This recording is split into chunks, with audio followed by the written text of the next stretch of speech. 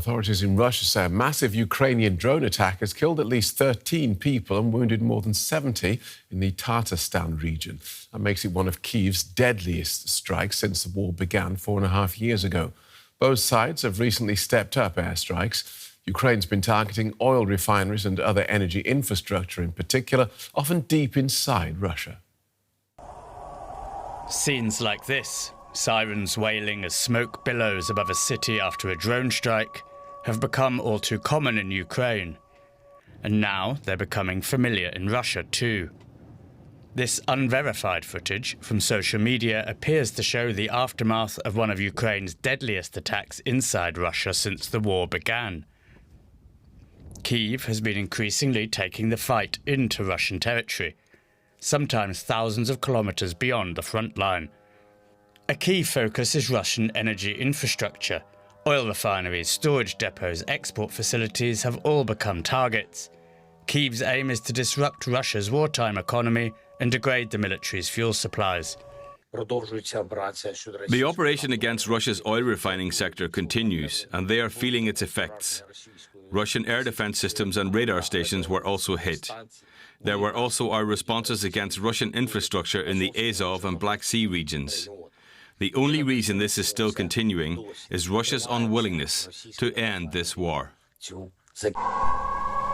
Russian authorities accuse Ukraine of targeting civilians and are launching a terrorism investigation into the attacks. The Ukrainian armed forces carried out drone strikes against residential areas and industrial facilities in Nizhnekamsk. Civilians were killed, including a child, and several dozen were injured. Once again, the Kyiv regime has committed an inexcusable crime. Investigators and forensic experts are working to identify the individuals involved in this act of terrorism. Inside Ukraine, the Russian strikes continue almost nightly.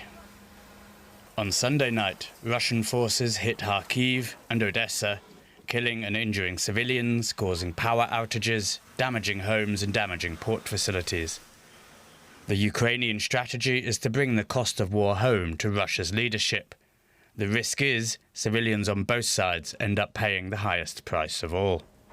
Let's get more on this from DW's Yuri Reshetto, who's been covering Russia from the Latvian capital since DW was banned from Russia. And Nick Connolly joins us from the Ukrainian capital. Welcome both. Let's start with you, Yuri. Tell us more about what Ukrainian drones have been hitting inside Russia. Well, Russia's defense ministry says its air defenses intercepted and destroyed more than 450 Ukrainian drones over the past 24 hours across 16 Russian regions and occupied Crimea. Among the targets was the city of Nizhnekamsk in Tatarstan, where 13 people were killed and 21 injured. Local authorities said both industrial and civilian sites were hit, and a day of mourning has been declared there. Independent Russian media suggest the attack may have targeted Nizhnekamsk Neftehim, one of Europe's largest petrochemical complexes. Several other major refining facilities are located in the same industrial zone. Then in the Tyumen region, drones reportedly struck Russia's largest petrochemical complex around 2,200 kilometers from the Ukrainian border, underlining Kyiv's growing long-range strike capabilities. Right. And Nick Connolly in Kyiv, I guess a factor that weighs heavily on Ukrainian military planners that seems to be of lesser concern to Russia's is civilian casualties. 13 people killed in this latest Ukrainian attack. As the country increases its ability to strike deep into Russia, does it also have to consider how civilian deaths play with its Western military backers? Certainly, that doesn't look good. I think it is important to stress that it's not clear quite how those fatalities, casualties came to pass. According to some of the Ukrainian monitoring channels that monitored these attacks on Russia, they're saying that lots of the casualties were down to Russian forces downing a drone that was heading to those targets, those oil targets, over a market that then hit civilians on the ground there. We still don't know if that's true. That still has to be confirmed. We don't know if we ever get that information. Obviously, the Russian authorities are usually pretty tight-lipped about these kinds of things. But I think Ukraine is very keen to stressed that these are incidental casualties, that are casualties that are trying to be avoided, that happen because of Russia's inability to deal with this threat. It is obviously something that Russia is a lot less used to dealing with than Ukraine is with Russian drones. We had images last night also from Belgrade, big Russian city near Ukraine's borders, with what looked like fairly chaotic air defences and lots of explosions over the city, drones falling to the ground near civilian residential areas, and seemingly kind of on the ground forces that just weren't prepared for what was hitting them. And Yuri, tell us more about the effect, if there is any, that these long-range Ukrainian drone attacks are having on Russian public opinion as Ukraine brings the war home to Russia. Well, Phil, the reaction among many Russians is fairly predictable. They direct their anger primarily at Ukraine, and even some people who have criticized the war and condemned Putin's invasion, they say they are disappointed. They argue that Ukraine is now doing to Russians what it long accused Russia of doing to Ukrainians. At the same time, many of them recognize that Russia started this war. But, as reports of civilian casualties inside Russia increase, it becomes harder for people to view the conflict objectively. Even Russians who remain deeply critical of Putin rarely welcome Ukrainian strikes on Russian territory. Yeah, and Nick, remind us of what Ukraine is trying to achieve with this increased long-range ability. Is it as simple as winning the war and kicking out the Russian invaders, or is it more about increasing the cost to Russia to the point where they have to come back to the negotiating table? Look, Phil, I don't think there is a point where Vladimir Putin, at least as seen from Kyiv, is going to rationally do some sums and work out that actually this is not worth continuing and that it is worth coming to a kind of deal that both sides can live with. I don't think it's about that.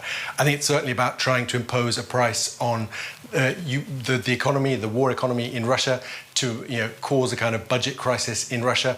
There were hopes that that was actually happening just before Donald Trump's attack on Iran earlier in the year, which sent oil prices through the roof and kind of gave Russia a breather in terms of those oil earnings. I think there is a sense that this is also about just trying to demonstrate to people in Russia, even if they're not living near the front lines, not living near Ukraine's frontiers, that this is a conflict, this is a war that will affect everyone, that is not just something that can be ignored while you go on living your life as normal. We had the commander of Ukraine's drone forces recently also saying that these attacks on marketplace like Wildberries, the kind of Russian equivalent to Amazon, would be an inconvenience in everyday life to people far away, in the same way that some of these Russian limitations on using social media have been, so that even people who are totally unpolitical and have no skin in the game, no relatives fighting, will notice that something is up. And I think it's also just about doing what Ukraine can do. Right now, we're seeing the front lines are pretty frozen on both sides, not a lot of movement. And this war is moving basically away from the front lines to the hinterland, to what people here are calling the kind of war of the cities. That basically the people living in the big cities, hundreds of kilometers away from the front lines, are actually now feeling almost as involved in this war as the people sitting in the trenches along the front lines. Thanks for that, Nick. DW's Nick Connolly in Kyiv and Yuri Reshetto in Riga. Thank you both. Hey, joining me now is Charles Hecker. He's an associate fellow at the Royal United Services Institute. He spent years living and working in Russia, including as a journalist and geopolitical risk consultant. Charles, it's good to have you on the program. When Ukrainian drones, when they can reach as far as 1,200 kilometers inside Russia, how much of Russia can still be considered safely behind the front line? Good evening, Brent. Ukraine continues to surprise Russia with how easily and how deeply it can penetrate Russian airspace. The attacks on Nizhnekamsk are probably some of the deepest inside Russia. If you measure from Kyiv, Nizhnekamsk is about 1,800 kilometers away, much further than strikes around the Moscow area, much further than strikes around St. Petersburg. And so, once again, Ukraine has taken this into Russia and shown the weaknesses and some of the holes in Russia's air defenses. Ukraine says that a refinery was the target, but we know that 13 people lost their lives in this attack. Does a civilian death toll like this, does it risk undermining Ukraine's strategy? Well, I think that the civilian death toll on the Ukrainian side, in other words, the number of Ukrainian civilians who have been killed by Russians, is overwhelmingly, greater than the amount of Russian civilians that have been killed by Ukraine. In fact, until very, very recently, the Russian civilian death toll has been incredibly small. So this change won't really register significantly. I mean, you saw there in the comments that the Russian commentator was making in your opening segment, was talking about the attacks on Russian civilians. And that, of course, is designed to enrage the Russian population. But as far as the Russian state is concerned, the attacks on energy infrastructure is far more damaging than anything else that Ukraine can do. Yeah, I'm wondering, will the Kremlin take these numbers and the images and use it to strengthen Putin's argument that Russia itself is now under attack? Well, at the very beginning of the war, President Putin told the Russian population that the war wouldn't really change the way they live and that it wouldn't impact their lives. And what the recent Ukrainian attacks have been doing is it's been undermining the validity of that promise that President Putin made. Russian consumers have been suffering under double-digit inflation, double-digit interest rates. Up until very recently, they were queuing for hours just to get petrol. And then in the past 10 days or so, you've had these attacks on a very prominent Russian consumer-facing company. So the war very much is meeting Russians at home where they live. I think part of the issue here is that the fate of the Russian consumer is really not one of the top drivers of President Putin's decision-making process when it comes to how he pursues the war. Well, we know that Kyiv wants to hit energy infrastructure in Russia. I'm wondering how much damage can these attacks actually do to Russia's ability to finance and sustain the war? Well, absolutely right. I mean, Russian refining capacity is down by about 20% as a result of all of these attacks on energy infrastructure in southern Russia, around St. Petersburg, around Moscow, and in Nizhnekamsk today.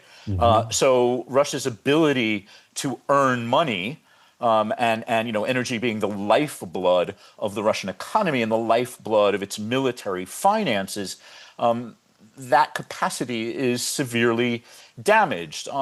That's on one hand. On the other hand, energy prices now are quite high as a result of the war in Iran.